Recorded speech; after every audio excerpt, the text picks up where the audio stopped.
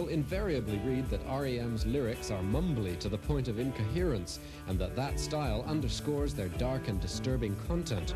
But when I said as much to bassist Mike Mills, he took exception. In the first place, they're not that hard to understand. I think so many people have been told that you can't understand our lyrics that they just automatically assume that they can't understand them. They go listen to the record and they go, oh, I just can't get that. Well, there is a lot of mumbling, especially in the new record. There's some things that are hard to understand, but we don't want to spell things out.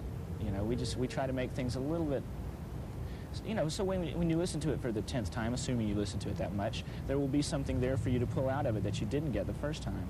I've been reading recently all kinds of rave reviews about REM. It seems all the critics are shoveling masses of accolades on top of you. Is that very hard to deal with?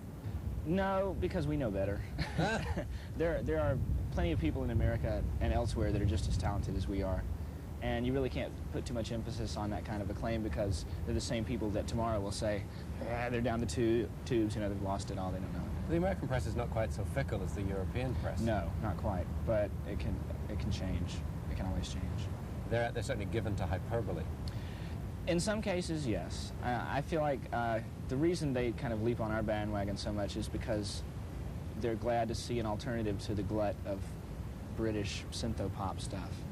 And they perceive us as the viable alternative, so they rave about us. Is there anything of a Southern tradition in what you do? The American critics are anxious to find in you a very strong Southern American tradition. Is that an invention of theirs? As far as the music goes, there's not, a whole lot of Southern identity in our music, other than the fact that we are real familiar with country music, as you have to be if you grew up in the South, and we subconsciously assimilate some of that into some of our stuff. We do some Velvet Underground covers that come out sounding country instead of the way they did them. And we didn't mean for that to happen, it just comes out that way. It seems ever since your records first became popular, the critics are drawing parallels between you and the Byrds and Jefferson Airplane and Hot Tuna, that sort of thing. Is that really anything to do with reality? I can hear, after having it drummed into my head for the past 3 years, I can hear a little bit of the Byrds in there, but certainly not on any effort on our part. We don't deliberately try to sound like anyone, and the Byrds were not real big favorites of any of ours. I grew up listening to Top 40 radio in the 60s, and so naturally I heard the hits, Turn, Turn, Turn, and Mr. Tambourine Man, sure, but they had nothing to do with my decision to be a musician or the way I play bass or the way Peter plays guitar.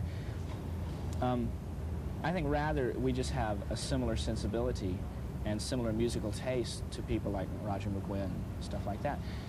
I think if we'd been around in the 60s, we would have sounded like them.